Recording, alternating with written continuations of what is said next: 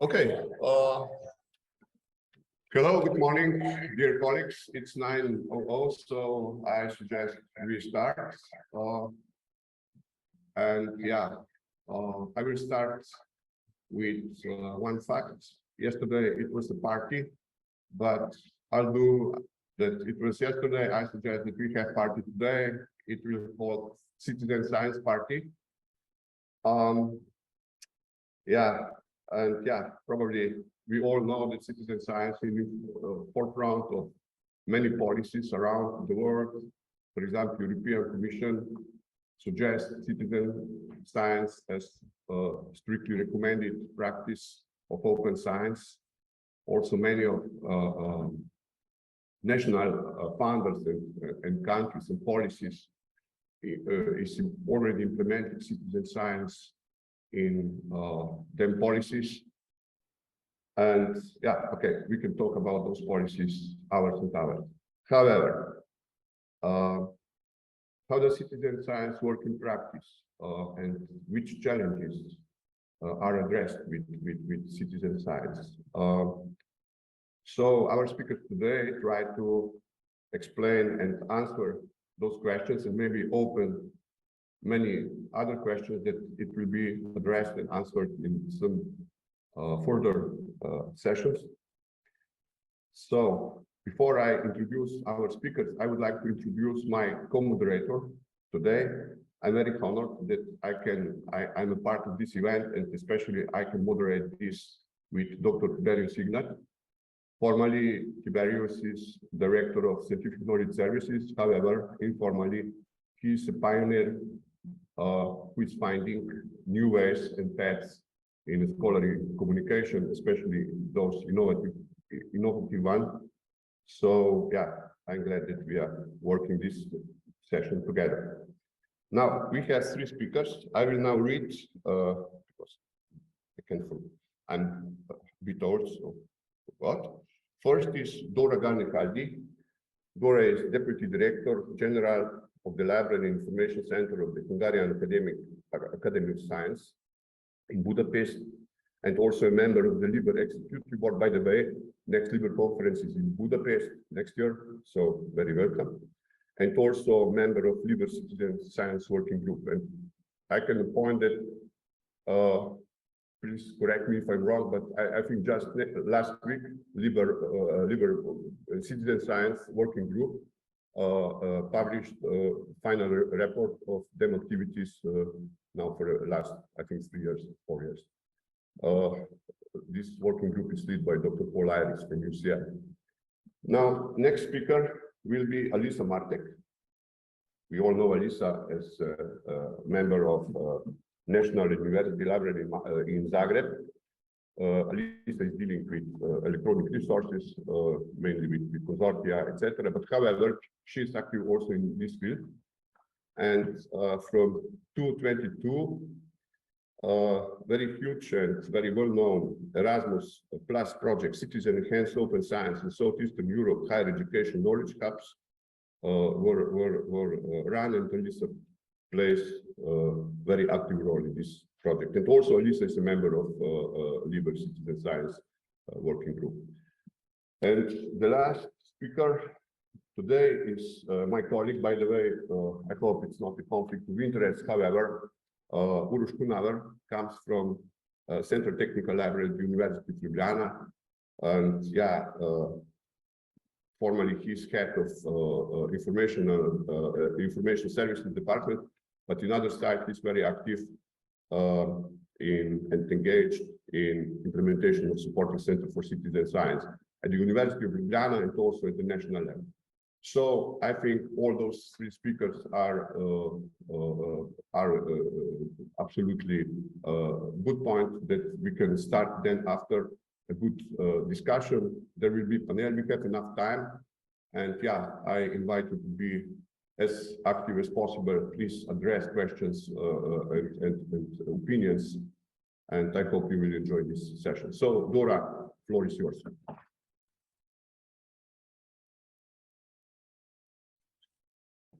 Thank you very much. Thank you very much for the nice introduction and the invitation It's my pleasure to be here, and I'm really glad that many of you are here as well. After the party, we had a really nice time and talk. So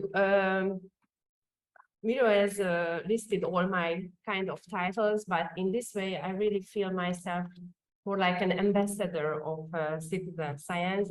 I try to work a lot in Hungary to make citizen science more well known. And as an ambassador, I always have to, first of all, I have to make it sure what citizen science is, because I don't know how it works here, but in Hungary, citizen science is not known at all. Although there is an open science initiative published October 2021 by the National Development Innovation Office, and citizen science is listed among the open science, of course, but it's still not known. And I was astonished at the Liber conference in Odense this year when working group had a workshop there, and Tiberius was talking about citizen science and projects and how we should work on it. And many Western European colleagues didn't really understand citizen science. So I said that time, okay, it's fine if they don't even know how to deal with it, then it's okay if we don't know many things about it. So first of all, I would like to call your attention to this film. First, watch this film, Professor and the Madman. It's a typical example of citizen science. It's from the 19th century, how Oxford English Dictionary was put together. I really love this film, and I don't want to tell the story, but your homework is to watch the film. It's a really nice film. So I usually start what citizen science is and what is not citizen science. We have to make a difference because sometimes in Hungary it's not really clear. So easily how I could cut it short, citizen science when volunteers actively taking part in a scientific research project. This is very easy, but of course there are lots of more in it, and I will go further. And what I really like to emphasize and highlight, that's the participants of a citizen science project. Of course, there's a researcher, a leader, and a professional, and the volunteers. And for me, of course, we have the librarians as well. And it's very important because I'm always talking about citizen science when the library is involved, and we have to know how libraries can advocate a citizen science project. So I have told what citizen science is and what not citizen science. For example, there's a good example in Hungary. There's a project when lots of people, volunteers, put on photos on a net. There is a platform and they put metadata next to it where it was taken and these things. But this one is not a citizen science project because there's no research behind it. These photos can be used easily, but it will be only a citizen science project if a professional would take care of it and would put a research behind it. So citizen science is something what we have to deal when the library is taking part in open science projects. And you know, open science is our daily work actually nowadays. So citizen science can be easily used for advancing open science. Open science, yesterday there was a presentation that researchers do not really care about open science, open access. They don't really care about APCs, you know, they just want to publish, they just want to work.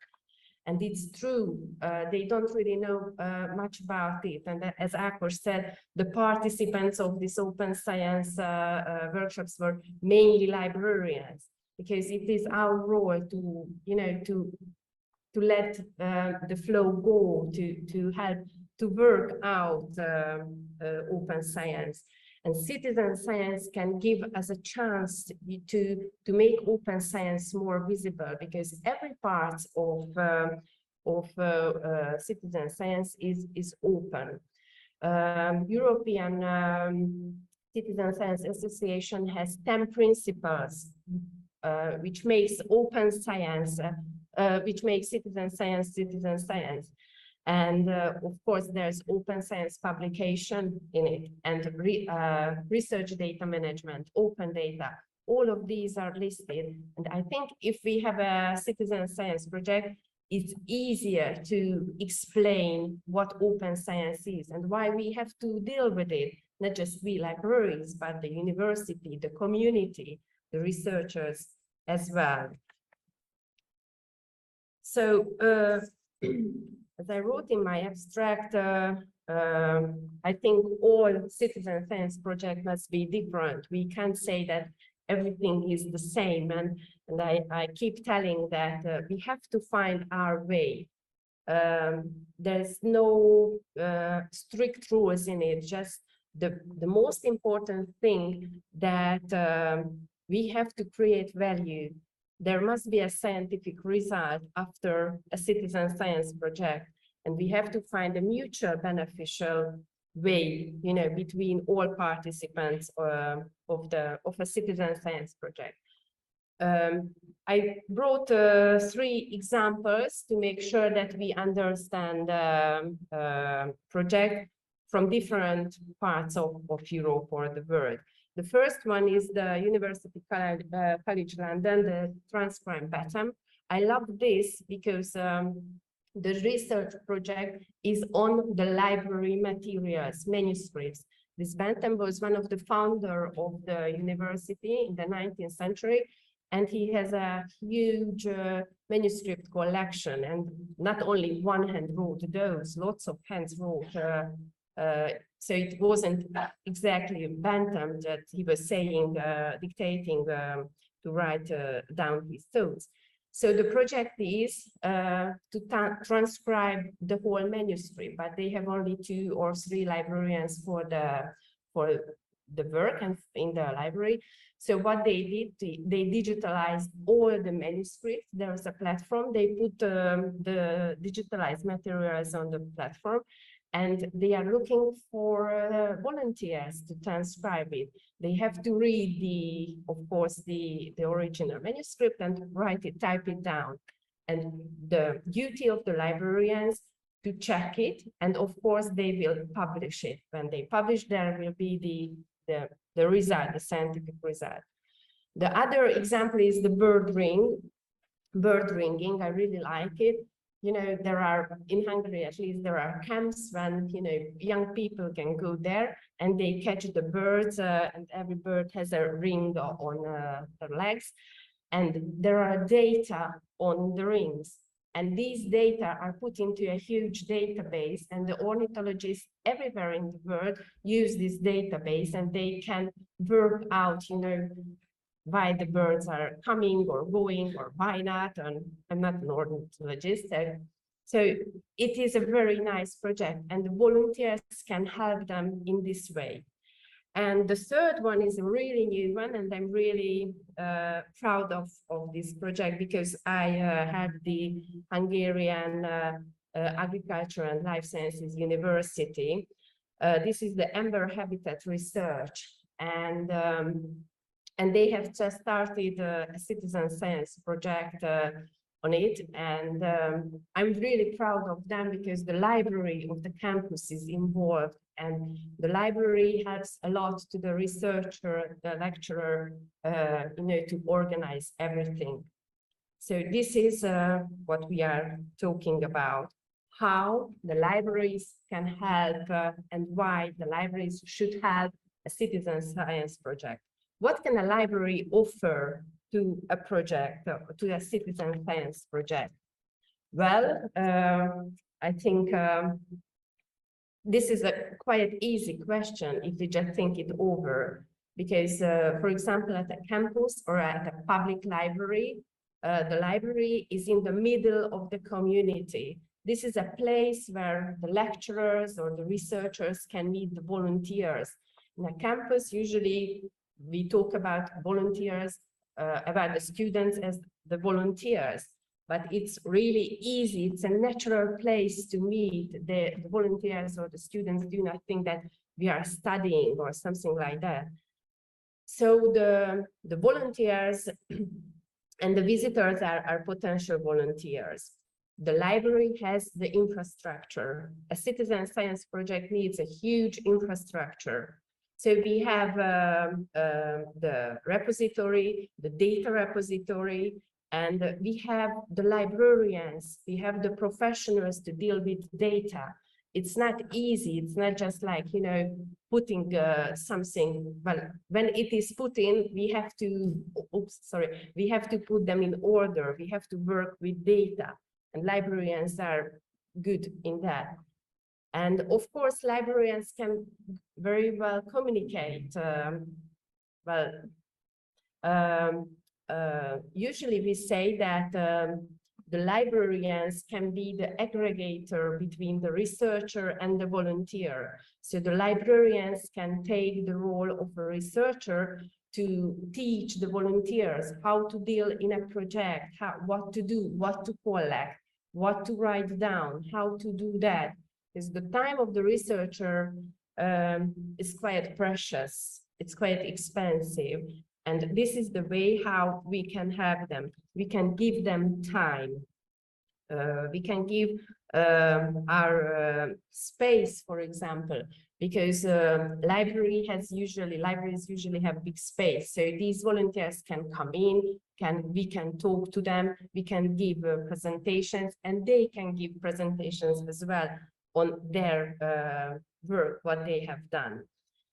So this is how we can help a citizen science project. But why is it good for us, for librarians? And I was really astonished when some librarians during the Summer Liber Conference asked us, they don't want to deal with it. It's just you know, it's extra work. I think it might be extra work, but this is our primary task, to give information to our users, whether it's a researcher, a lecturer, a user, or a student. It doesn't matter. Our task, our duty is to give information. We can use citizen science as a marketing tool. We can promote all our services through citizen science. And we have the users, the volunteers in our library. We have to take the opportunity to tell them what other services we have. By the way, you are here, just please sit down, look at this, look at that. Look what events we have. And this is a lovely way to promote what we do. And we can do the same towards our stakeholders. It's really easy, you know, those who finance us to show this is how we work and this is what we can put into the efforts of the researcher as well. So we put value to research. Okay. So about how it goes in Europe and what we can see. There are more and more citizen science projects. You can, as if we just open our eyes, we can see that there are lots of projects, but sometimes they are not called citizen science project. Nowadays they are. It's more likely. But what I really miss is the point of the libraries. This is this EU citizen science platform. This is financed by the European Union. And there are lots of projects, lots of societies or lots of associations. And there's no direct link to libraries, or there's nothing about libraries. And this was my problem with the European Citizen Science Association as well, with their 10 principles. The 10 principles can be found on their website in many languages. though I would say use the English one because I didn't really like the Hungarian translation, and probably the other translations are not as nice as well. So anyway, the libraries are not mentioned among these principles. And this is why LIBER and the LIBER Citizen Science Working Group really was founded in 2019 at the Dublin conference. So a bunch of librarians and colleagues, so that it is time to deal with it because we have to work in it. And actually, this is the most active working group of LIBER. This is the working group which has done a lot during the past years. And we also had the COVID. So what LIBER does, what LIBER Citizen Science Working Group does is really great for all our libraries. Because first of all, they let other associations who deal with citizen science know that, look, libraries are here. Libraries are a great network. Use them because it's easier to go through a project. We had 4 webinars through the LIBER platform, but many other presentations and seminars and conferences we had all over Europe. In Hungary, we had one so-called international, and Tiberius was invited to the to Sárospatak Tokaj Hegyei University, and we had presentations during the assembly of the Hungarian Librarians Association. So many presentations, and librarians are starting to think about it. We have agreements, LIBER has agreements between LIBER and other organizations, how we can help each other. And we have the best practices, how LIBER member libraries work with citizen science. And we were just talking about it, Tiberius, that it would be so nice to put photos on our website, the LIBER Working Group website, how it is organized, a single citizen science contact point, so everyone can have a full imagination. And the best thing, I think, the guideline, this is only the first part, but there will be more parts. So I really encourage you to visit the LIBER site. So I think this is the book, what you need. Open access, of course, you can download, you can use, and I really want you to look at it. And this helps us, you know, how to put together, how to start a citizen science project. Because it's not easy if we just sit down and think it over. So it's like other project works. We have to go through all these points, you know, what are our targets, what are our aims, how we can do it. And the most important thing, which is not listed here because it's really difficult and we have to keep working on it, that's motivation. The most difficult thing in a citizen science project to keep the participants motivated during the whole time. And this is why it's really important to put to set the time and space limits of a project, because if you know, we have 2 years, for example, with this Amber project, we have 2 years for this project. We know the timeline, exactly when and what we have to do. And there's other very important thing. A citizen science project needs money, needs budget. It's not free of charge. Like open access is not free of charge, we know quite well. So as every project, this one needs money as well. Of course, maybe it's not as much money as another project, but think it over. Because we use lots of people. This is why it's good for researchers, because we can use lots of people for a longer term and for a wider space.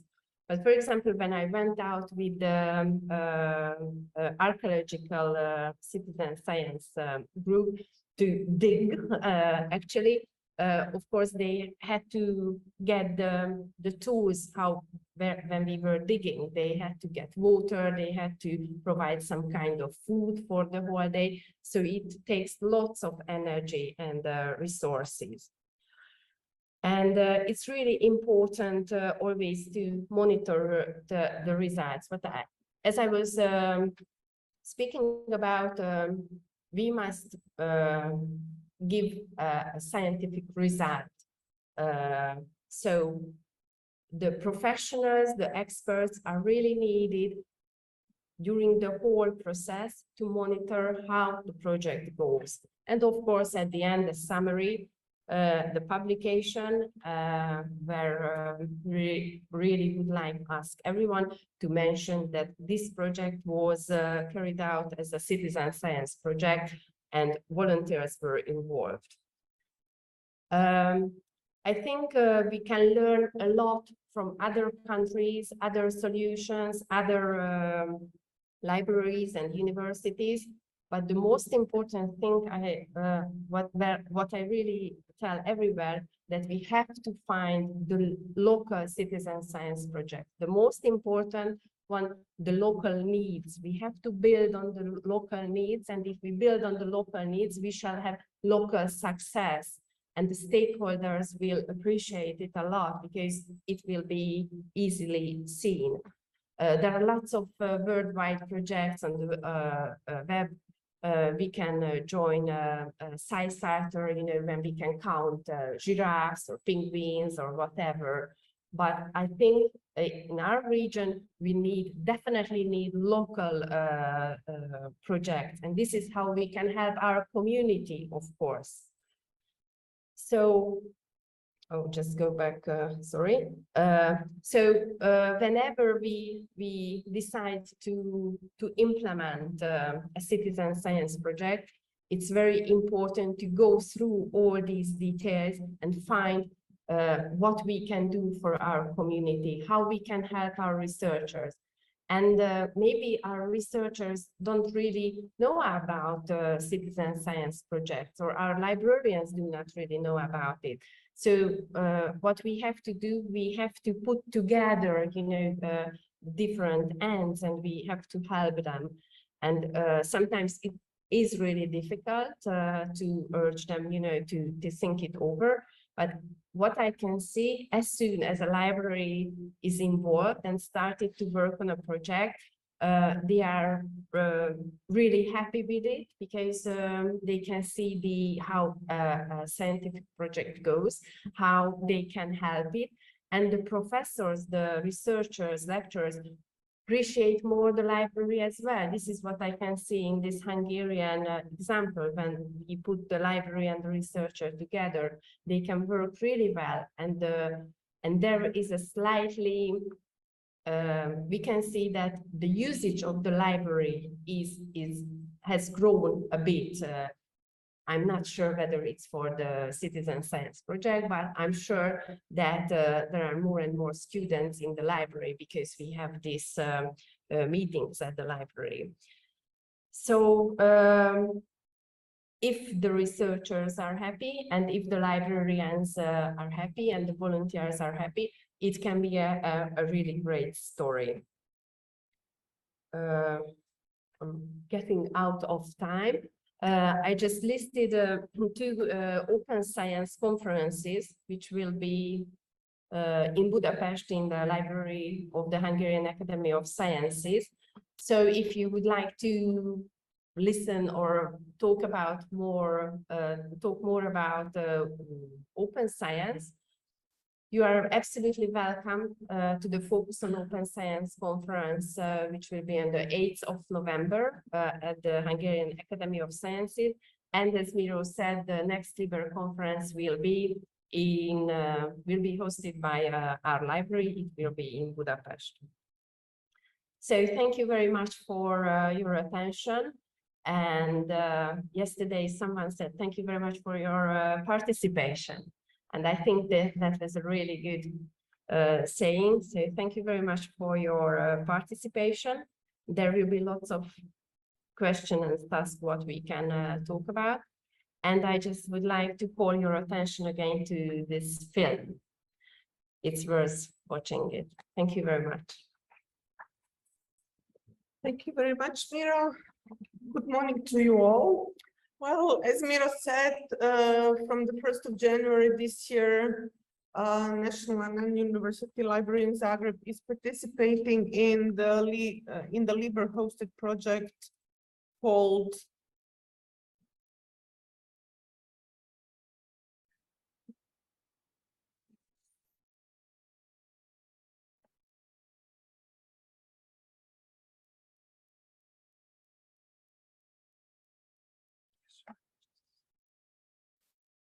technical difficulties. Thank you. Okay, let me continue. So the National and University Library in Zagreb is participating in the Libre-hosted project called the SESSION, and this is about citizen science in Southeastern Europe. It is a 3-year project, and here are the countries participating. So from north of Europe, there is Denmark, Italy, Croatia, Serbia, Bulgaria, Greece, and Cyprus. And the goal is to raise awareness of mainstream open science and citizen science practices in South European countries. Our library is responsible for the second package, and this is to report on implementation of citizen science, enhanced open science in various open knowledge hubs in Europe. We have 3 activities. First is conduct a survey, second is to report on a survey, and the third one is to comprise or to write the study. What is important in our task is the cooperation between higher education libraries, university libraries, and public libraries. And there are many mutual terms in the cooperation. But the libraries are definitely the bridges to connect the citizens and the scientists, because as Dora said, we do have our patrons and we do have our users. And in European libraries, or let's say in our part of the world of Europe, citizen science do exist, but it is a little said about them. They're a little promoted. And yes, we definitely do have to go out in the society and take much active role in the society. So we always know that the libraries have cooperated between them and among the users, and there are many kinds of cooperation. But in cooperation of 2 types of the libraries, there are many barriers. Is it lack of ideas, or lack of time, or maybe lack of staff, or insufficient funding? Because definitely many things are done voluntarily, but funding is needed. So our survey methodology for conducting the survey was, so we conducted the survey together with University Library of Southern Denmark, who is responsible for the first package. And the service connected us is done together because of the same libraries, the same focus groups we both tackle. So for our part of the survey, we received in total 81 responses, and fully answered were 56 responses. And here are 2 research questions that we asked. So what are the challenges of conducting citizen science activities in cooperation of university and public library? and what are the possible solutions to those challenges. This is the roster where the majority of answers came. So it is from South and North Europe because those countries are participants of the project and conducting the survey. So the colleagues responded to our emails more. Let me just say that the Liber helped us a lot because they sent the survey to the Liber membership group, so it was widely spread. However, we don't know how many to how many addresses it was sent, because there were several people who sent. So it was the Liber, and then it was each country, each member country of the project sent. So we received nice responses. So actually, as for our results, we grouped them in two groups. So group number one, and unfortunately, the majority of the results, 56, said there was no cooperation with public library in their work, and 4 libraries, and here are the countries that the answers came from, cooperated with the public libraries. We contacted each of those 4 libraries, and at the end, we had interviews conducted with colleagues from Serbia, Denmark, and Portugal. Unfortunately, the colleague or the colleagues from Finland didn't respond to our mail for interview. Okay, so this is the Likert scale.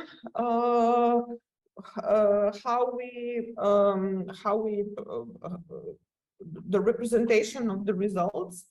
So you know that the Likert scale goes from completely disagree to strongly agree.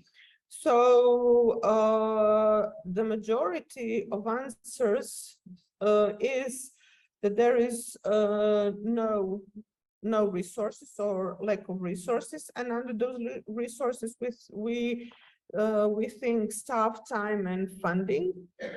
Bad previous experiences, lack of experience, different work culture, administrative barriers, and so on.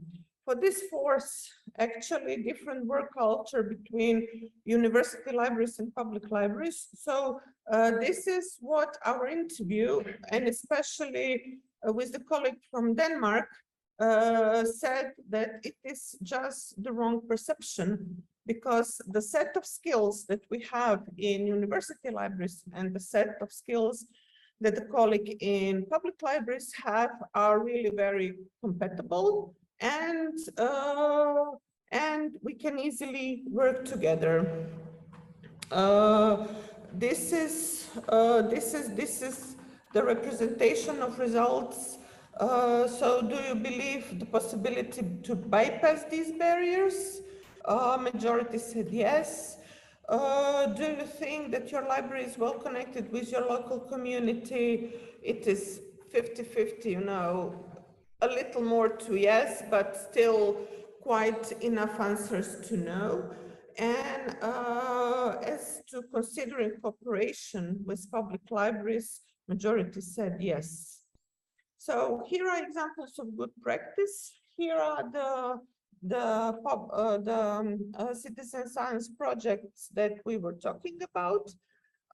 As for funding, one good example is this project Abeirar from Portugal. They absolutely started enthusiastically. They didn't have much funding, so they received some funding from the University of Beira. And actually this name of the project is comprised of Abrir, to open, and Beira, the region in Portugal where the citizen science was conducted. And these are other citizen science projects. So here are interview results. You will have my presentation, so I won't go through the results. But one is that, and this is the result from Portugal, is that it is all very nice that we are participating in such projects, but this is not our everyday job. We all have our other job and hierarchical orders, and it is sometimes impossible to bring the two together. The other says the Portugal was that as it was done in nature, the security was in question, so they were worried about the security. So, but everything was well at the end. And the mapping of skills of the libraries, the bridging the two skills. No finances. So this is from Serbia. Serbia said we have no finances at all, but we do manage to work people. In Denmark, public libraries, so public sector, lost almost 20% of the finances, and everybody says we have to do more for less money. Portugal as well. The lack of knowledge about citizen science was also tangled in all the projects. Yes, to conclude, the higher education libraries, so university libraries that cooperated with public libraries, have a positive attitude. Certain obstacles do exist, so either is it lack of resources and financial barriers, or lack of even lack of awareness about citizen science. So workshops on the citizen science, as Dora said, sometimes we cannot separate what it is or what it isn't. And we can, to conclude, the improvement points could be mapping of transferable skills of staff, better leadership and prioritization. Citizen science activities become the basic activities of the libraries, and of course, collegiality, to cooperate with our colleagues on everyday basis, and get to know colleagues from other types of the libraries, and not just be closed in our own library. Thank you very much.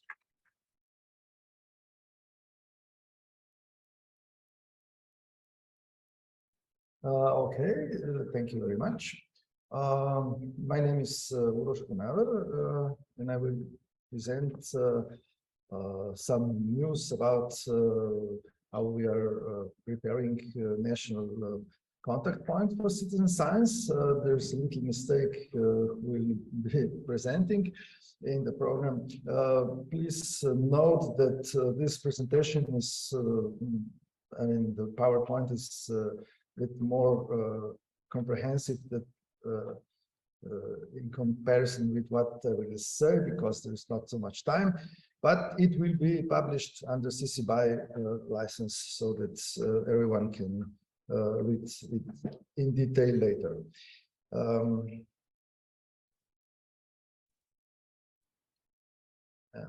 Okay, so we have heard about what is citizen science.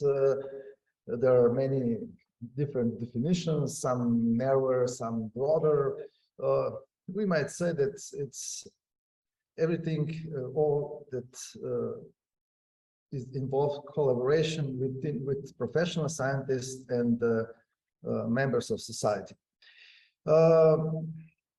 So citizen science is here with us for a long time, but has been promoted or put into focus in recent years. So we are in our library. We are monitoring the development of citizen science since 2015, and we are discussing this topic in different forums, different conferences, and we are also members of Libre Citizen Science Working Group and exchange information with some other organizations. The citizen science is also playing increasingly important role in European research area, and which has policies to promote public participation and to ensure two-way dialogue and communication between science and civil society. There are some policies already underway, and maybe it's good to mention that also Horizon Europe, in this new perspective, citizen science is a recommended practice, and this also can be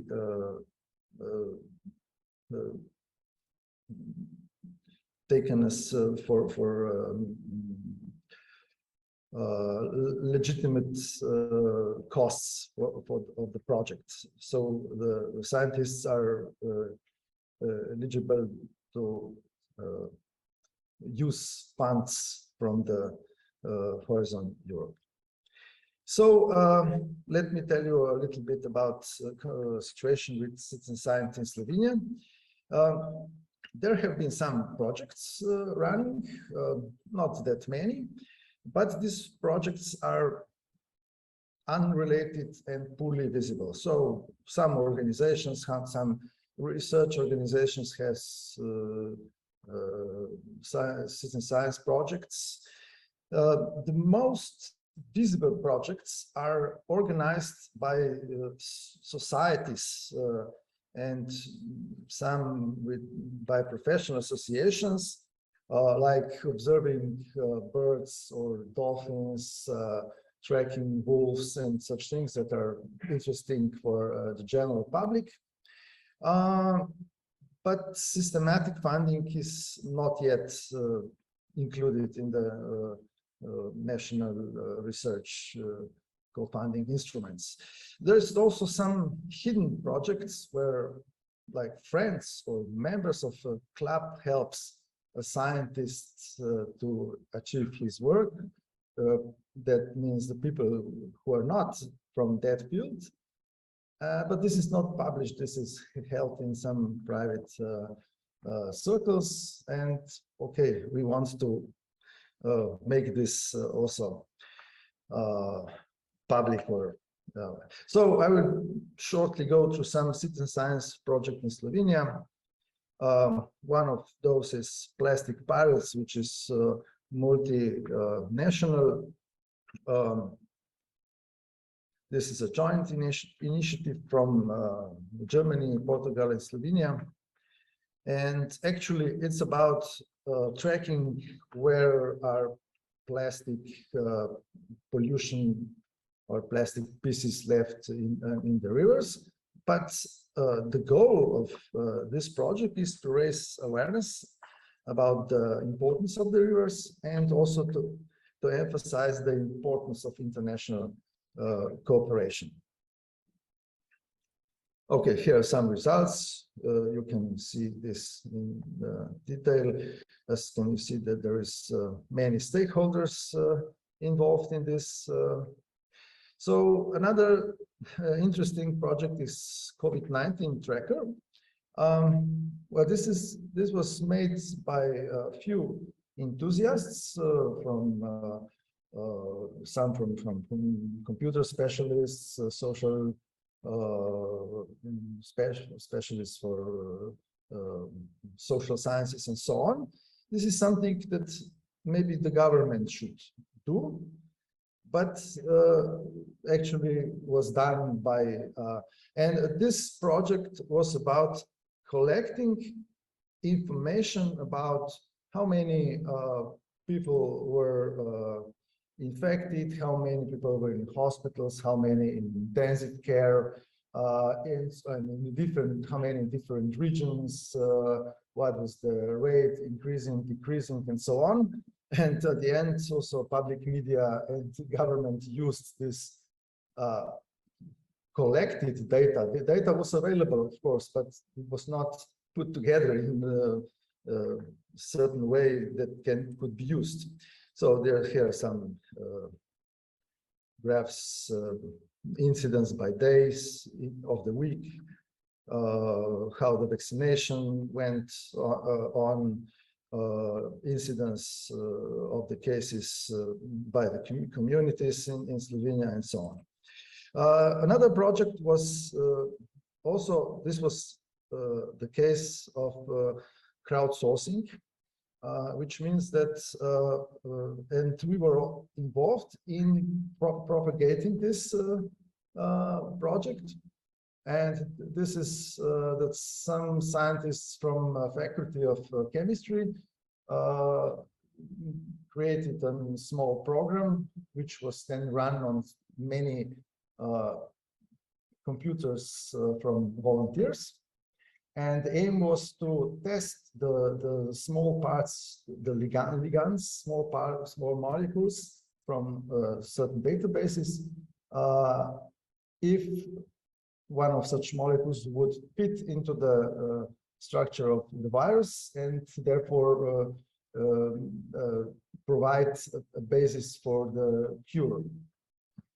So that was also one of the projects. Here is the visualization of that, how the results look like. Okay, now we come to the strategies. In Slovenia, there is a rather new strategy, research and innovation strategy 2021 to 30. And there are 2 points which regarding citizen science. And the first point is saying that this national contact point for citizen science should be established and running. And of course,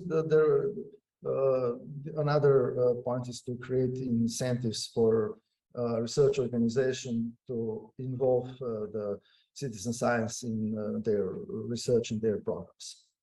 So now we are, as a library, we are involved in creating this national contact point for this citizen science. And the fundamental goal of this is to promote citizen science and to connect stakeholders at all levels. The second is to promote open science in general and encourage stakeholders to share openly publications, research data, and other results. And also this contact point will be providing support tools like, of course, national catalog of citizen science project and different toolkits, bibliographic support, etc. So here is the preview. This portal is the moment in pilot version, and we are developing the final version.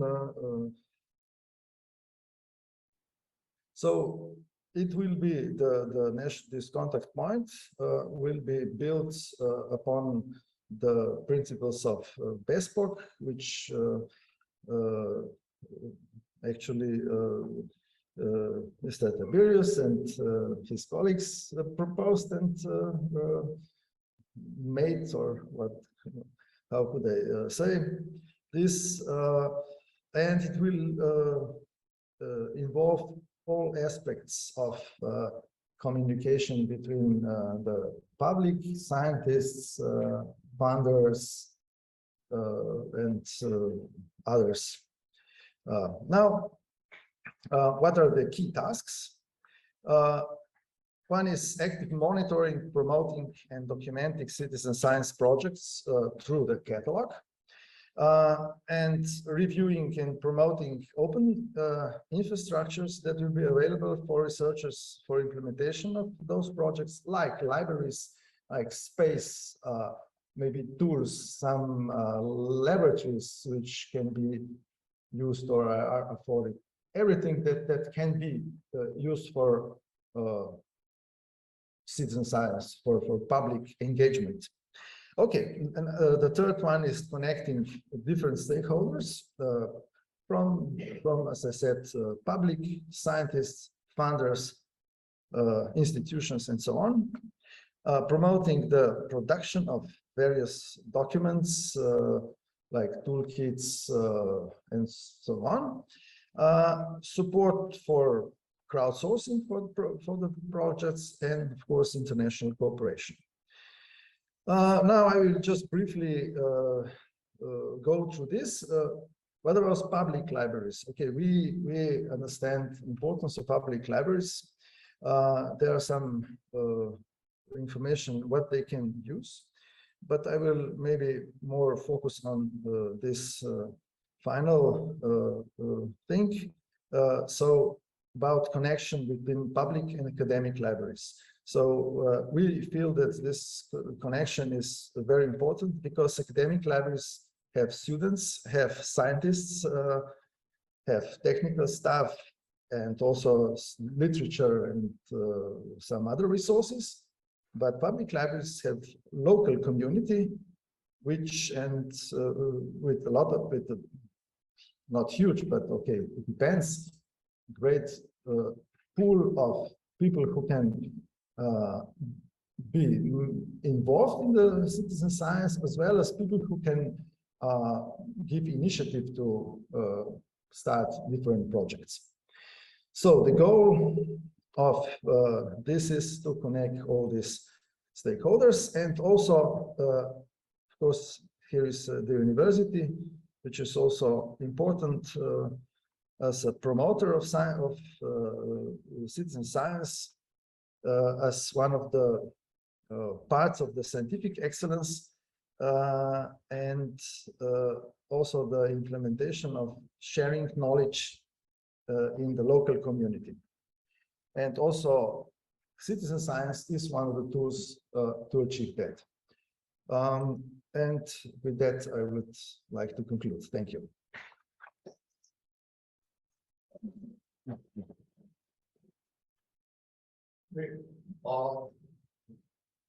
Now we have almost 1 hour to do a panel. We prepare some questions, but also, once again, as I mentioned, please put questions, put opinions, be active part of this panel, because I think that it is great chance to exchange, let's say, opinions and dilemmas and questions with those professionals which are really good skilled and also very, how can I say, with very professional view on this issue. So please, I would like to invite all 3 speakers to this table, and Tiberius will lead this discussion, and he's also following some questions in via Zoom. And yeah, everyone, once again, please do or put questions. Thank you.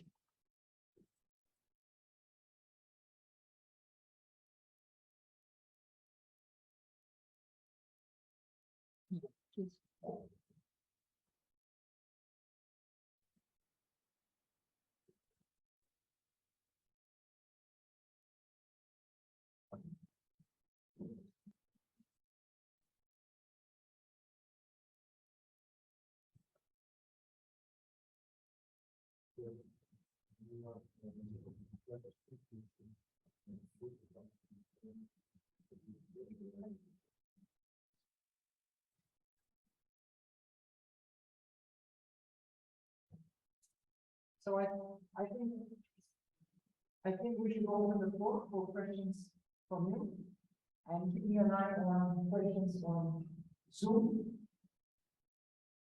Do you have a question? Yes, I have a question for Roland. And first of all, thank you for this very inspiring talk. Very inspiring. And my question for Roland is how to engage researchers in this science. I find it very hard to feel like any entity in terms of both engaging the citizens and the user, for using the research method.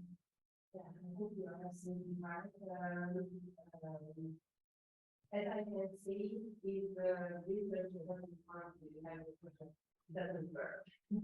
So, what I can see, or what I'm certain that seeing the researchers were really only they really wanted to do something, but they were lack of time, lack of human resources, and lack of everything, lack of motivation, more motivating the people around. So I can see that there are fewer and fewer professional lecturers and teachers at the university, and those who are still motivated and those who really want to do something are really happy with the citizen science project. Of course, if the researcher doesn't want to do anything, that's no use, or it's really difficult to motivate. There are projects that came from that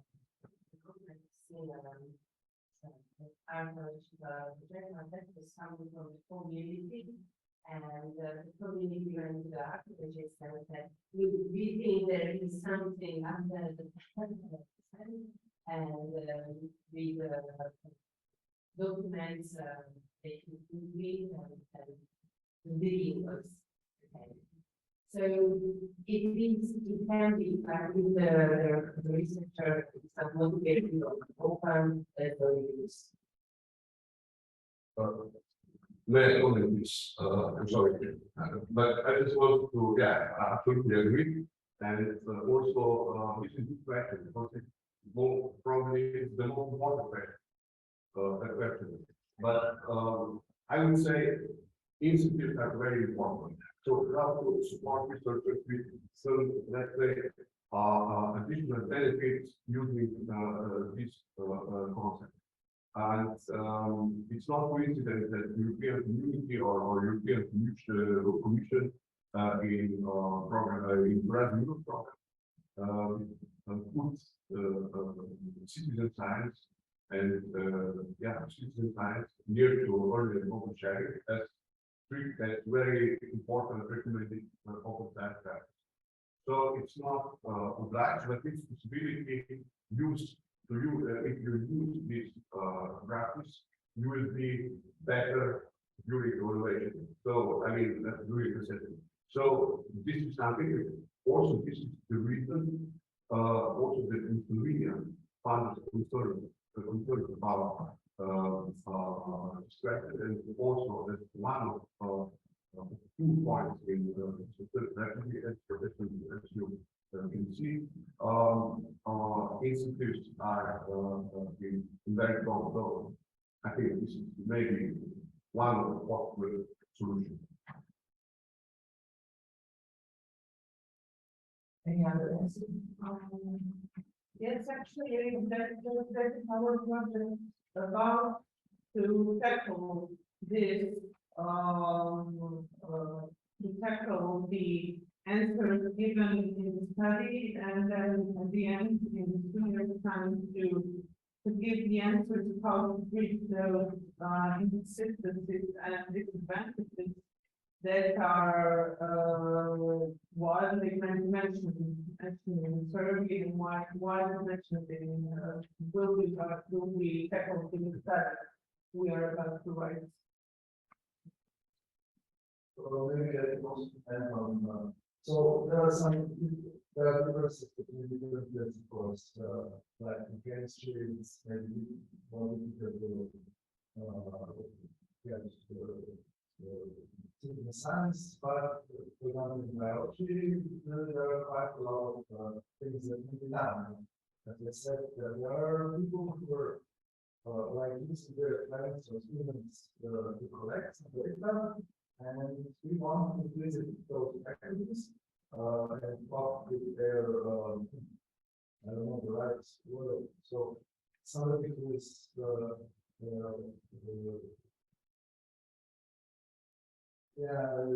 working research is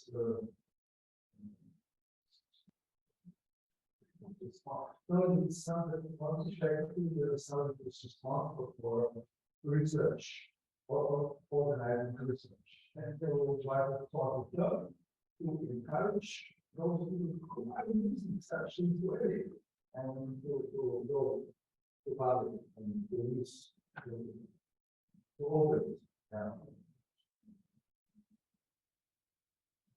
Any other comments? We'd like to encourage during this panel also comments from the group. So we have Eva, whether a question or comment.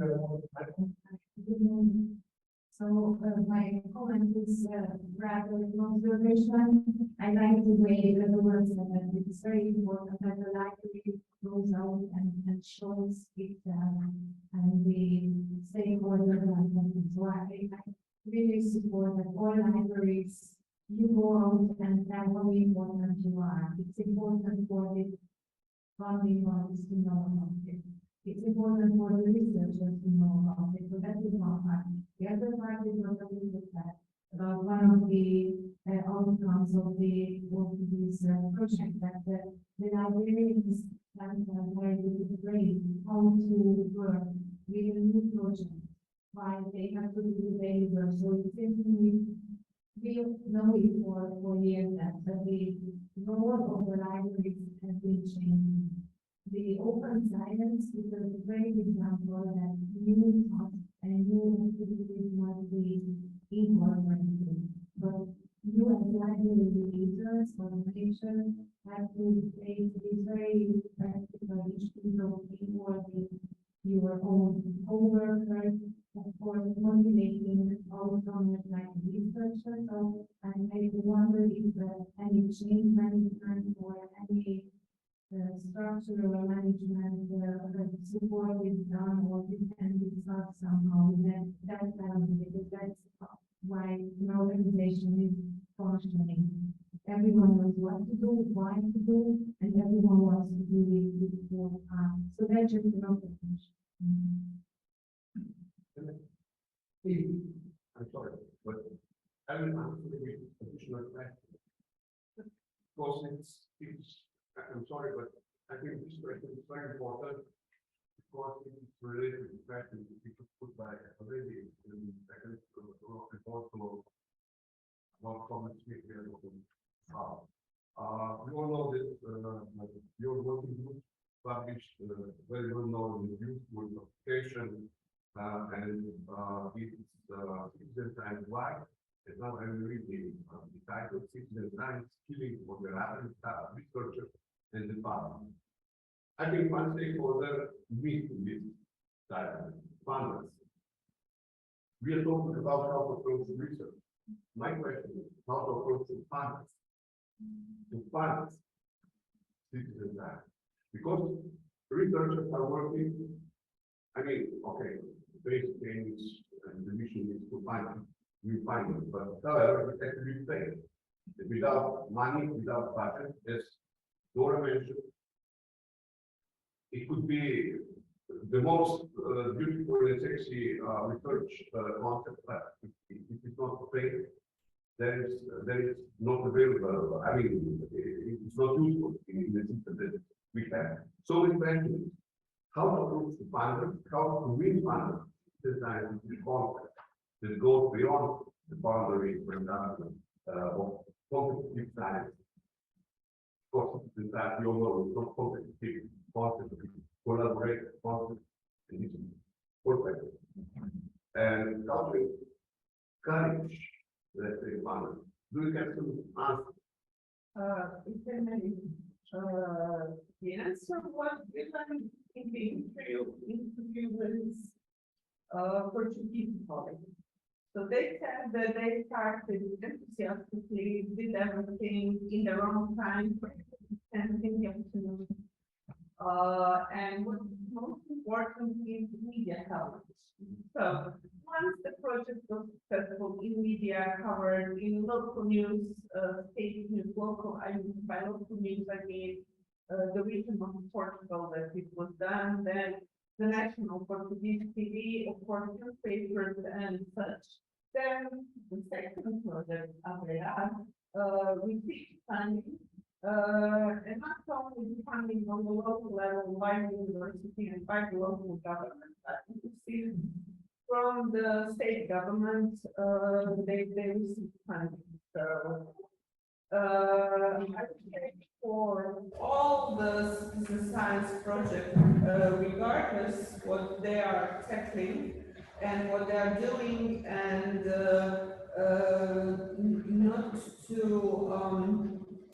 not to divide if it's important, less important or more important.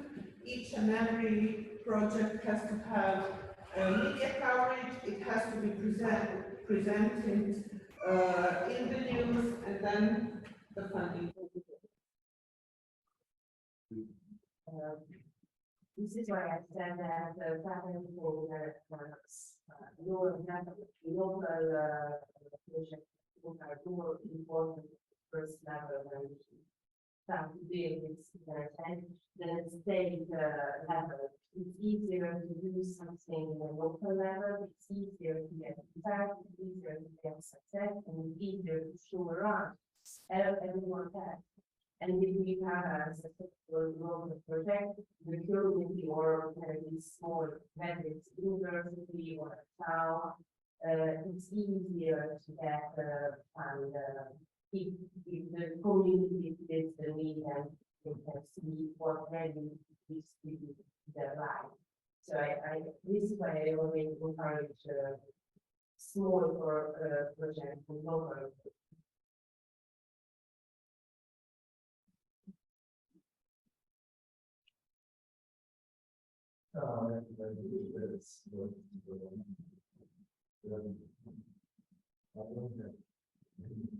More comments, maybe just, yeah, just can be talk with the Congress themselves. So, first of all, policies, going to the local authorities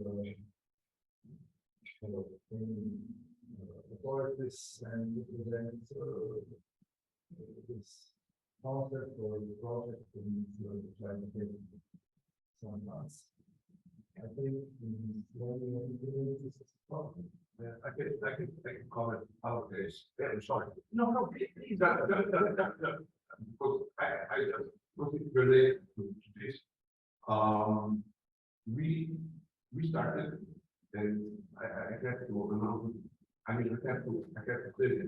We started with serious abroad citizen science, together with the various via through focus on open science in two, I think it's 15, but 15, yeah, 15 language.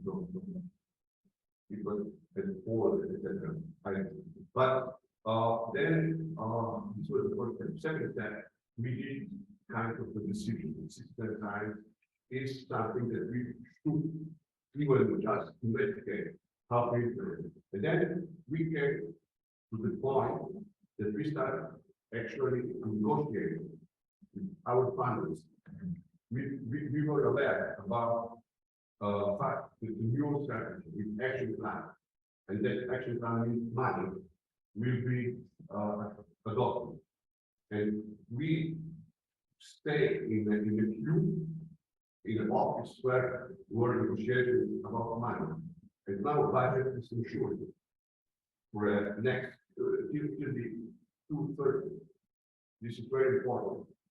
And one staff, one FTE in our life now is fully employed only for the time. This is just on the end of the day, it's not a huge amount. We are talking about millions and millions. If we are talking about, I don't know, even it's not a million in 10 years, but it's a budget which supports library to do huge step forward. So a little investment for a huge return. And yeah, this is absolutely the librarians and librarians or such profession should be, let's say, should be negotiators for environment. I'm sorry, but please. It was absolutely very please. Yeah, so it's a related question. So I'm very pleased to hear that local funding and how it can make practical it's worked that way. I think that's really important. We're looking also at high level funding. So I think you mentioned sport programs where the Commission, the European Commission, has been very supportive of citizen science for a number of years. I've personally been involved in many sport evaluations, including projects and also projects. And then at the last iteration, there was some worry about how Horizon Europe would develop. So basically, mainstream citizen science into the course and not really promoted directly. So the worry was, will this mean that there will be, let's say, less focus on citizen science? Because there will be no specifically dedicated funding for citizen science. So you have to find, budget from within your countries. I was just wondering if you had any experience so far. I know Horizon Europe is still pretty new, but maybe any observations around this. Yeah, I just, if you allow me, I think that summarized, because maybe it's still people in the report not let's say know what's not mean. Whereas maybe there were dedicated amount citizen science through program science, report science. There were huge amounts. I think it was more than 400 million of funding. And it's really huge amount. Now in program Horizon Europe, it's not special funding dedicated for citizen science, but the total amount is absolutely increasing. And citizen science is for eligible citizen science or is eligible cost. So everyone taking this concept without any, let's say, limitation, but okay, there are basic limitations needed. And also citizen science as mentioned is recommended practice of open science. So that means that if you use citizen science, if the assessment will let's say will count as good point. So and yeah, you also can also still can such people. What does it mean? But I think that the decision of the European Commission just it's that they let's say Horizon 20 more kind of pilot for my like this and this one not and Horizon Europe now probably it's a citizen science is totally related in equal concept as all are. Okay, we know that it's not possible to use citizen science for all research. There are many problems which are not able to use citizen science. But for instance, there are a lot of projects that this and yeah, we need money. And probably it's a certain budget for to use it. And probably this is the reason that the European Commission made such a decision. But for the pressure was the same. We were absolutely upset for technical right now. So I'm sorry for that. Probably it's interesting because right now that the program is running and we have many questions. Well, I mean, does it eligible cost? Yeah, it's eligible cost. Absolutely using and spend money for such concept, but on the end, the evaluation of the project will be like for all other concepts. Well, I mean, not only there will probably not be any how can I say different set and just for the time. Any other comments? I repeat the invitation to address questions for those that are online Q&A. And for those in the room, not only to address questions, but we think we have a good addition and we encourage your comments for existing questions. Then we have one raised hand at the end.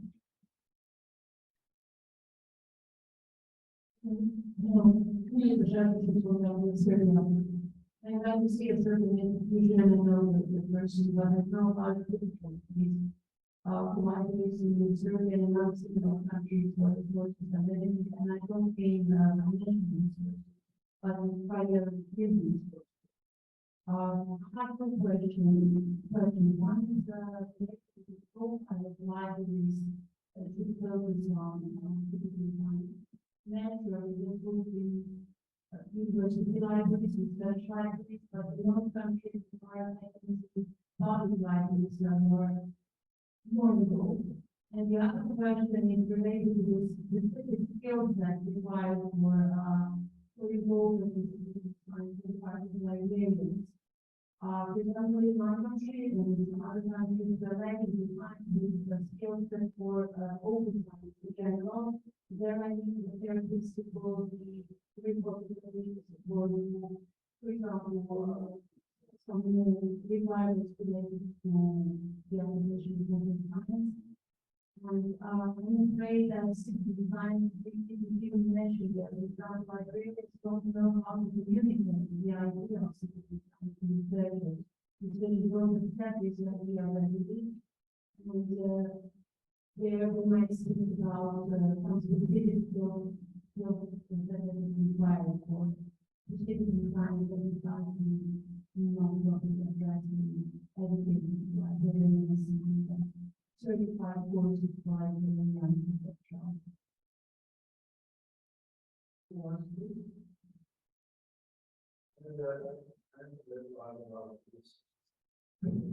So libraries have changed in our country.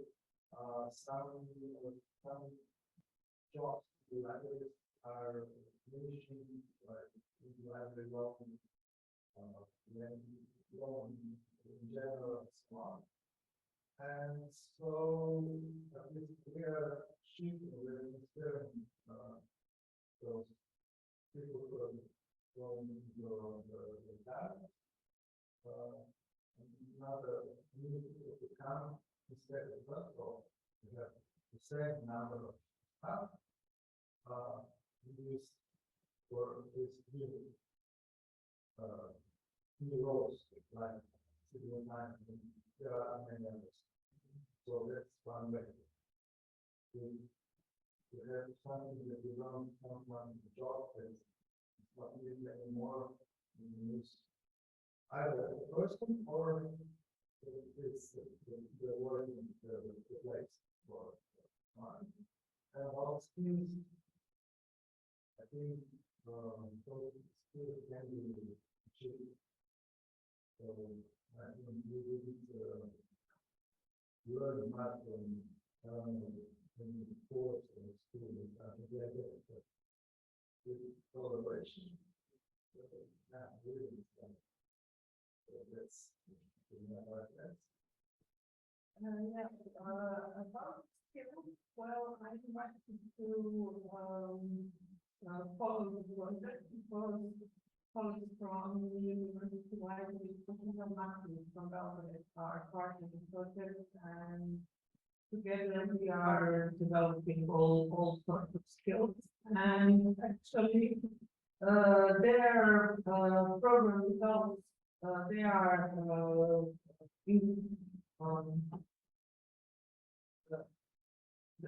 they will do is the roadshow on all kinds to promote citizen science as a concept among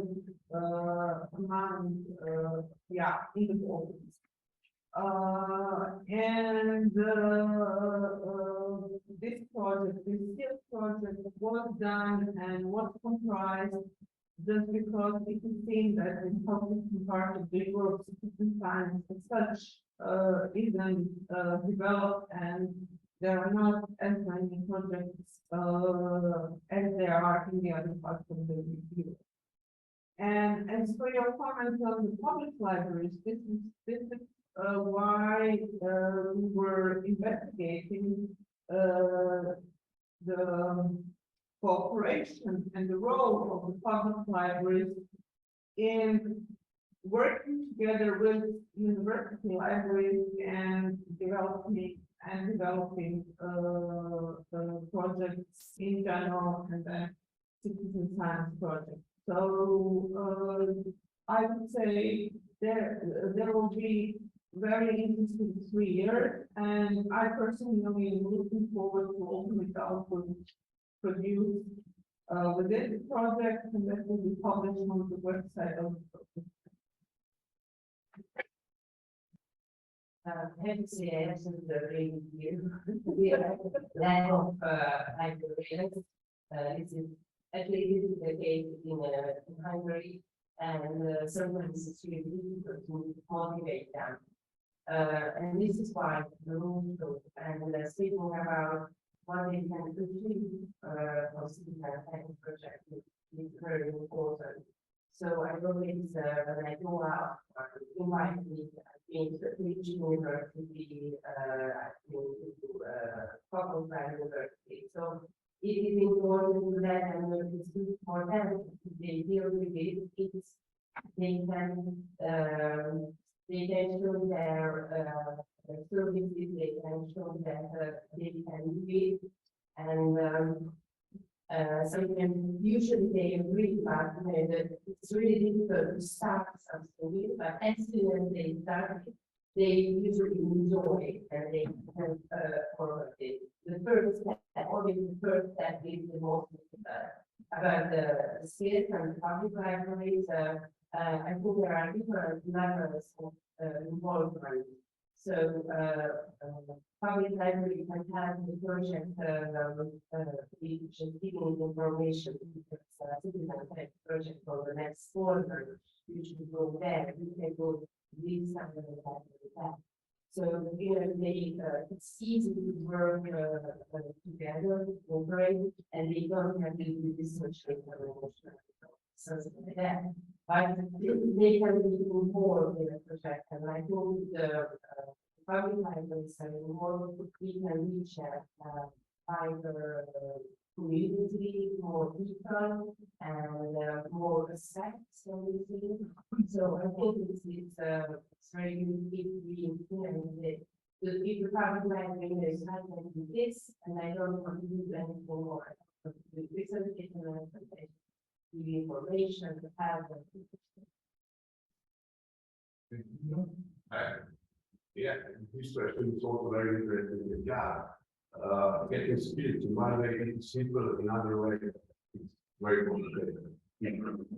It's different. What skills we are talking about, and first of all, I can say managing groups and quality citizen project.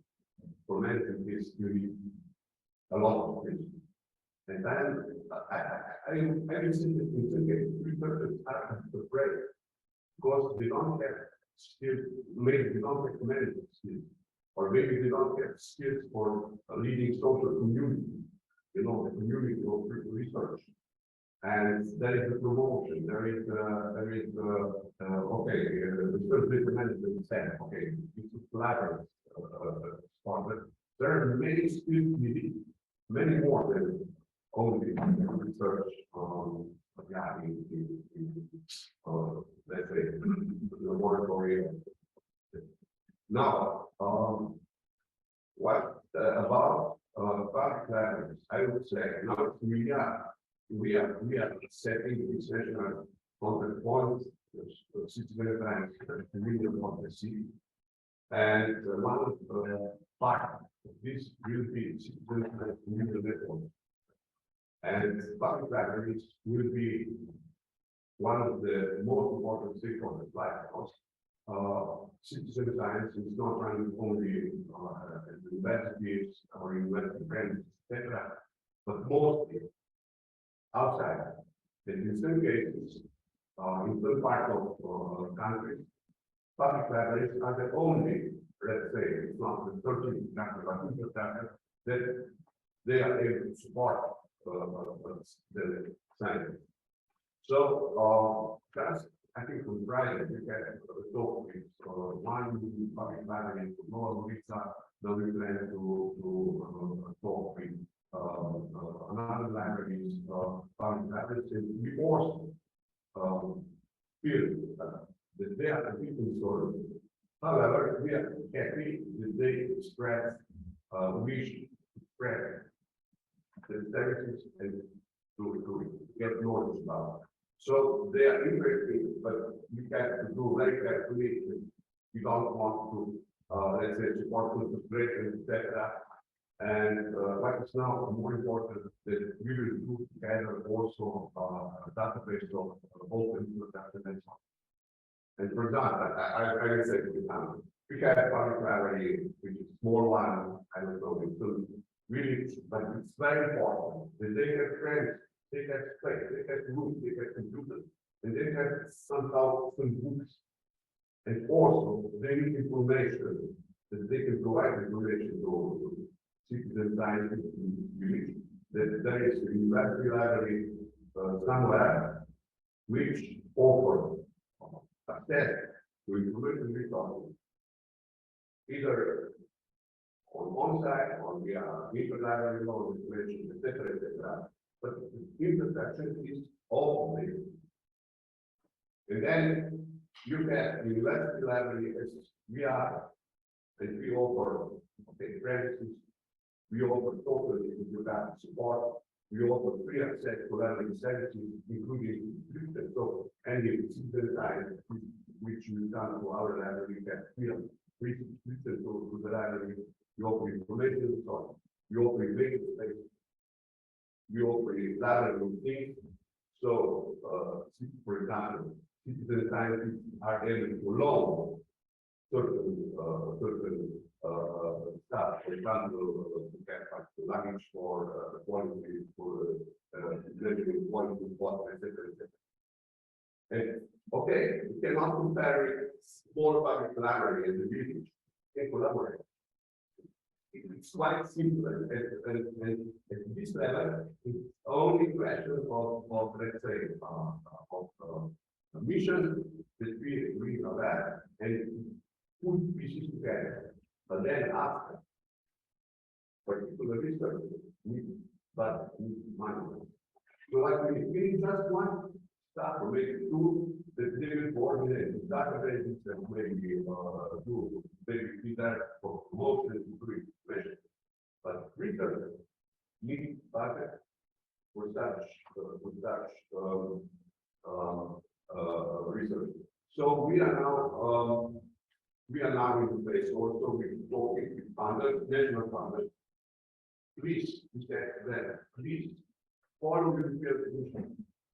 If we follow the European Commission policy, now, I mean, we have to follow the European Commission and the correct policies very quickly. Then follow also the decision about the time. And it seems the time in the next instrument, the project, and those other instruments of funding will be a reasonable cost. As it is a reasonable cost in Korea. But what is the problem?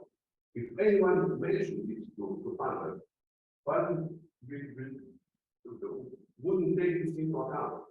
So our mission is to promote not only in the society, every society, but especially funders. We are feeling that funders. This question about funders. The promotion to fund the importance and also the especially idea that this concept is legit concept. It's not something that many researchers have concerns about. Now I've been told by some researchers now people from telling me what we research. This is wrong. It's not right. My duty is to explain to researchers that this is totally wrong, and the right approach is consenting if you need, but if you don't need, you'll have to do. So it just came to my mind that we are struggling, or we are looking at a struggling project research at librarians, and we haven't talked about the volunteers. And I think, and I really like to emphasize that the time central listening is absolutely different than group. It's really difficult. What I have seen is sometimes it depends on the project. It's not usual, but it depends on the topic of the project. It's really difficult to find volunteers or motivate the volunteers to get give them time, they somehow they work for something. And the first step is always, of course, the most difficult. But here in this region of Europe, we have this this expression that the German is that day, and then there are too many people in the world. So there were exact times where we had to work for the communism. It was said that it was a kind of volunteer, it was said that it was volunteer work, they did their work, of course they didn't get any money for their work, but we have this feeling that they were, the volunteers work for kind of free, and I think in our region, if someone has free time, it's really difficult to make him or her dedicate his or her time for either goal or aim of mission, to have a kind of research instead of going out hiking or going cycling or spending friends having watching films or whatever. So sometimes for I think in our region, this is why we have to train everyone to think about, to go out, and why it is for the researchers, why it is for the library, why it is for every student, for here, why it is for the local government, or state government. There were lots of really evidences that you can see is good for everyone. But we have to find a way to motivate them. And I think it's really difficult to get people on the street as well. So it's not easy at all. And of course, we have to say that there are approaches where we can't use all people on the street. It depends on the content of the project. It's quite complicated in a citizen science. Things and easy tasks from the different instead, but I think the tool is very complicated and difficult to start.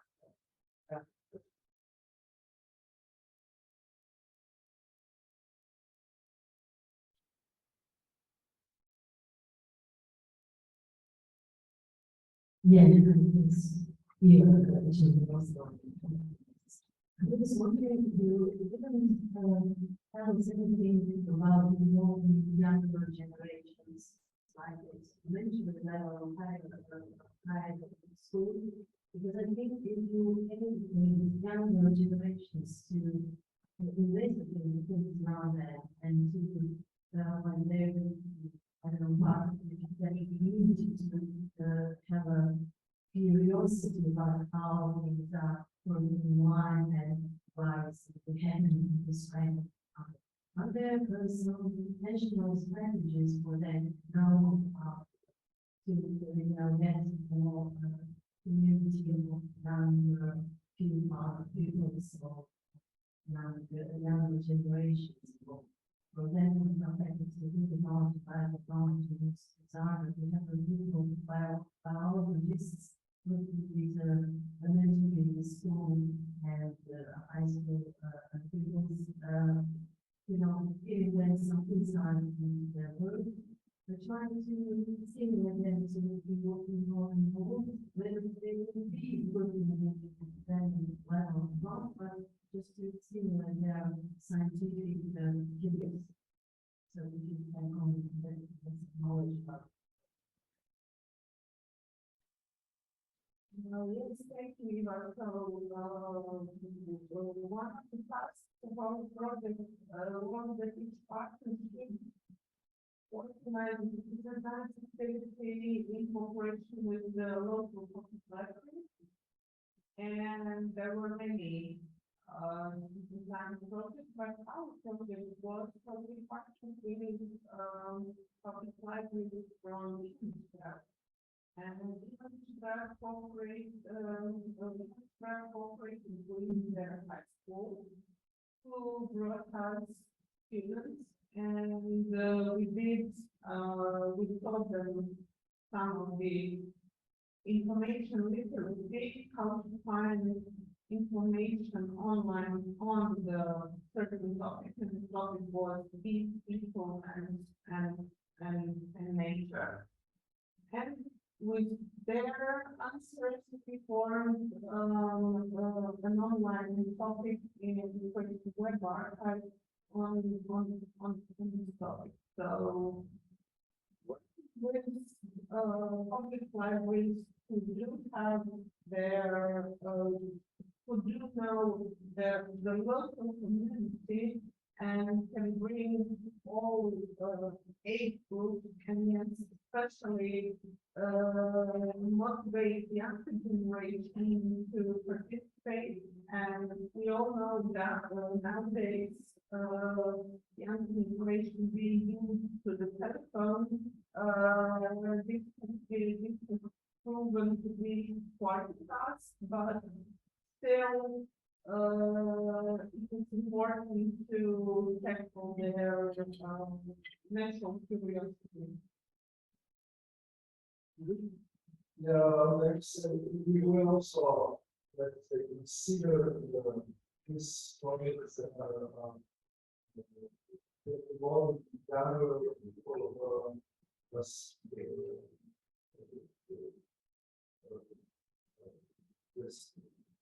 citizen science. Yeah. So maybe there is a little bit some differences are, but most of them are organized or easily organized to work. So they have, it's not really science, but for result, but still this is a way to prepare the young people for science in the sense what science is how it works, and I think also that is not a problem, but there's a lack of understanding how science works in for the other situations, maybe also living why science in general is not understood. And we have a lot of conspiracy theories and so on. And I would like to say that we also considering why to involve also older people. So those who are beyond the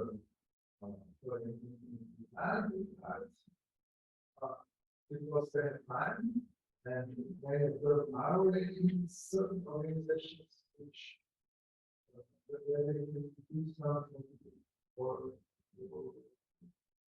research or at least they learn something. And on the other side,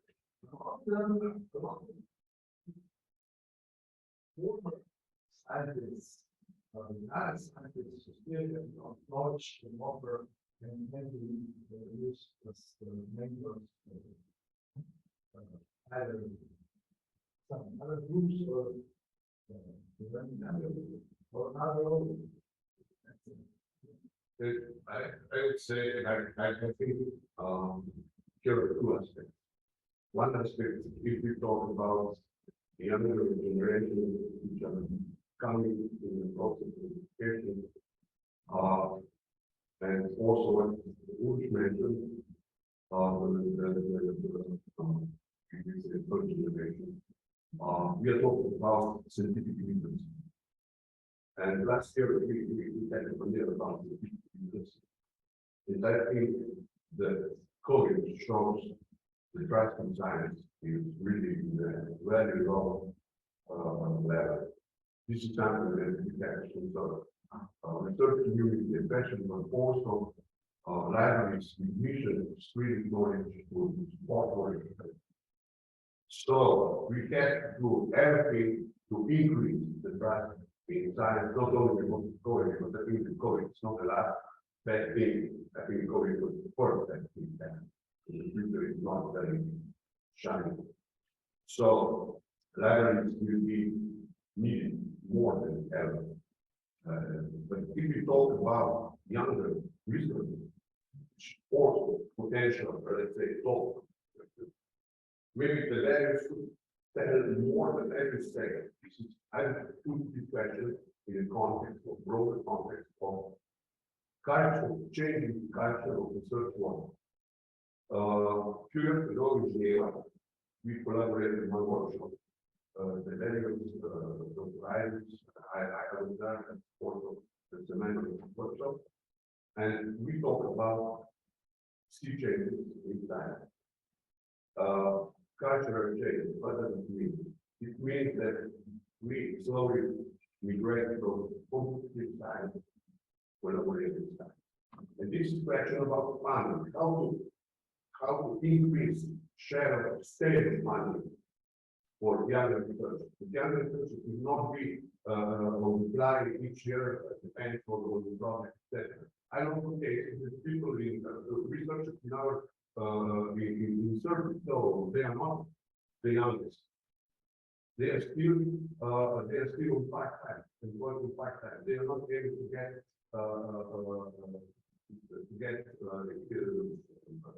budget for flags, etc. So this is really problem. This is why the problem. I think it's the time. It's more part of this wide story. Change the perception, reform perception to part, etc. Many things are coming. So, but yeah, this is important. It's also important that we address the time, let's say, ideas and promotion. Also, such practice. We have in community a lot of we have not a community young person in society, which are very, how can you say, very keen to see such.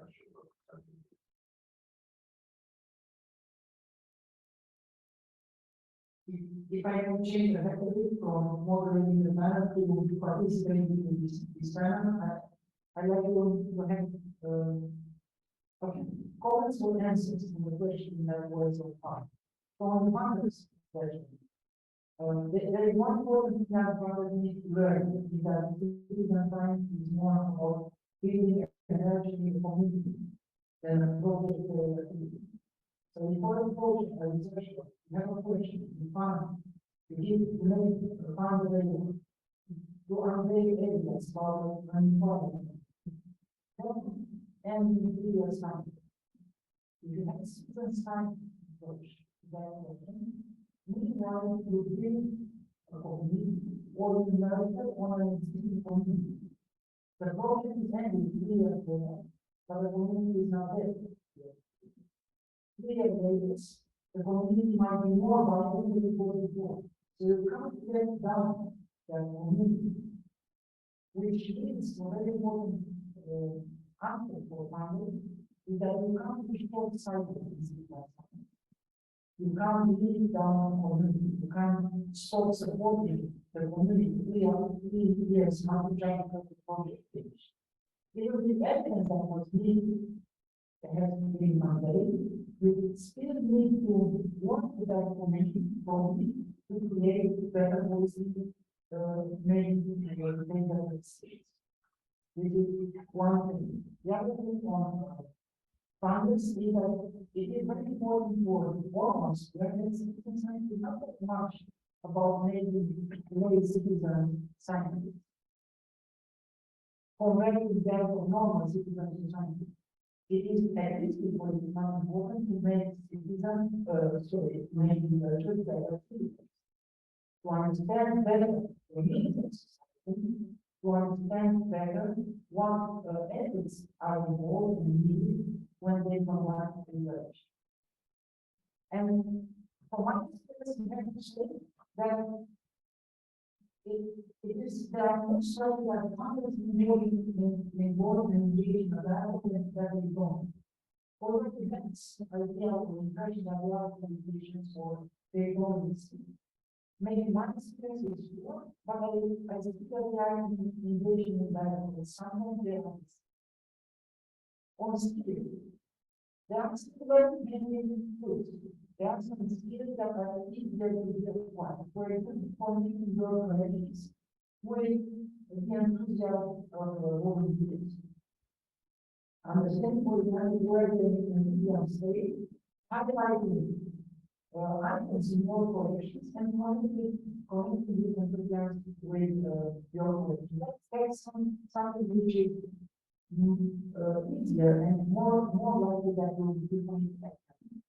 Then explain more investment in the large market what it needs. Explain to them what banking services are, to have this major distinction between the items in the living service that are not living and those that are living. If you want people establishing an interest for them, this is another set of skills, when it's not simply that you become hand worker that is very trained and very knowledgeable and doing things with machines. But it's paying the rules how to operate and other things. There are more hardware to acquire. Now it's still a bit more hardware to acquire, like engagement and recruitment of citizen scientists. How to engage with them in the farm, how to recruit them at a specific need. And what I said that not everyone is business. We have to do a project in which we train, we do the best, and we only those that pass the test. So this is something that of course we can do with full vision on a medium term scale that we perform. How to work in creating a protocol that is easier to be followed by volunteers. Researchers are trained. They can follow a complex protocol, but lazy plans are not trained. So we need to adopt the protocol for data operation model that is easy, and this is our medium skills required. Data management, publishing, for example, how to contribute. But then another one medium is how to connect with local experts. And you would like to be connected with local experts, but you still come to your life and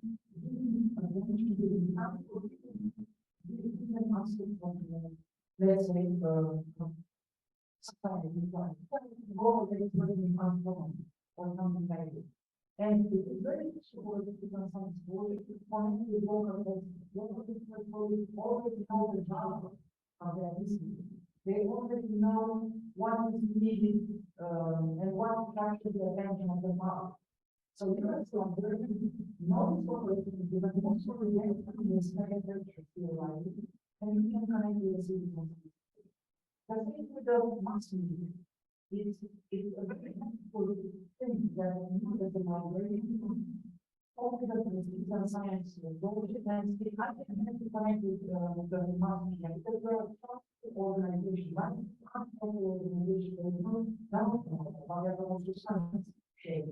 So when you go to a mass media outlet, and you hand with a research group and data, you are not like it's one of the skills that are different. Then a bit more complicated skills is, for example, and this is something that we have built now in my foundation, more between the enthusiasm of the group of and the system of research is not easy to model between these two entities. They are coming to the business. They are in the start of unfolding. They are on something starting. They go over the researchers to say, oh, we have to work with about this is good work. You need to follow this, you are on here, and they say, go to the school. So you need to model the enthusiasm and sympathy and sympathy to acquire today. And the list of the media, but I am also aware about how another part of this, how to learn to communicate with dynamics, how to communicate with those that are within the media. You can't see the door and say, listen to me, you're not so far, and come here to explain what is a good thing. Then you lost and you create the event. So this is a skill that is hard to be acquired by me. So when I made my sorry my on my computer, then I international mother, and all the other people. I reviewed why on the other we didn't do all the college. We didn't do those are our less representatives. The one to do that is to design from the beginning. You know, one for the research is design for the investment part or the part. We designed for the beginning how we wanted to include more female participants and bring capacity in female participants. We knew that we would end up nevertheless in a short time, neither age-wise male participants. And we wanted to avoid. So being proactive is very important and is not only that you want to do that balance in the education. So we decided how to approach and how to engage so that we gave a more favorable way to doing participation. And then we also discovered that we are only with one part, we are one maybe. What about others? What about people of different things? What about those that I don't maybe they are certainly busy? And it's difficult way for them to be able. So there is a way of improving and I like to before the question to you. One thing is to be that's very good, but it's also to be fine design. From the way you design it, the way you design education. So I have up here my contribution by the order which so any other questions in mind? So I describe one question from the online audience and they found this shallow engagement and why I'm here because when we started this discussion, I know we were 44 and now when we really look especially I'm sure they found paper and we I think in the moment everyone we thank them for participating.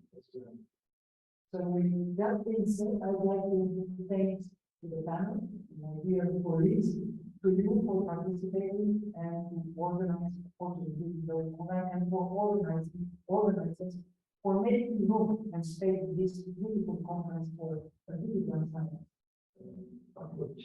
Thank you all.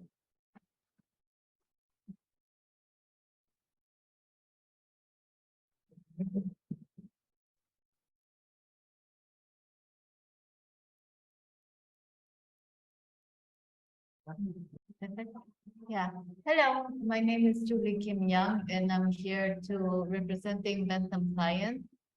I realize that this is the last day of the conference and I am standing between you and lunch.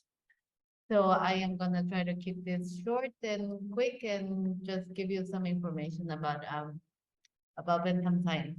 So how many of you, first of all, get up and kind of shake it up a little, get blood flowing, you know, so you can remember somewhat what I say? Okay, good. And how many, show of hands, how many of you have heard about Bentham Science? Okay, only few. So hopefully I'm able to enlighten the few that have not heard about Bentham Science and teach and inform and provide some more information to those who have.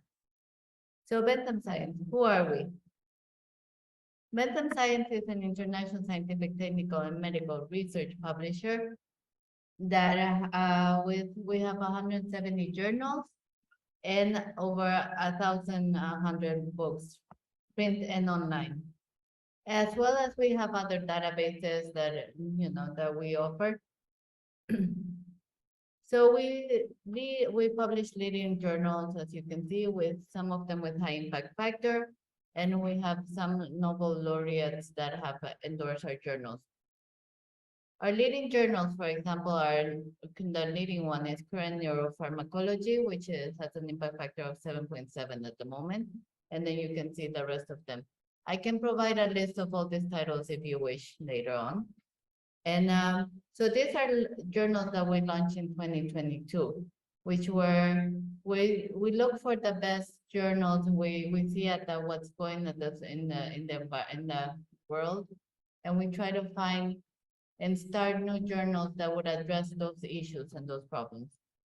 So for example, these are some new ones. And we also, for example, coronavirus was a big one. So we started the world's first international journal dedicated to just coronavirus. So you can find that as well. And these are key publishing statistics. This is basically the areas, the subject areas that we publish in. Most of them, as you can see, is pharmacology, chemistry, medicine, and biochemical. But additionally, we do understand that the world doesn't only revolve around those topics. So we have added, we have some multidisciplinary engineering, and at the end of the day, they all kind of work together. We also have scholarly books in 16 disciplines. I'm not going to read all of them. These are the subject areas.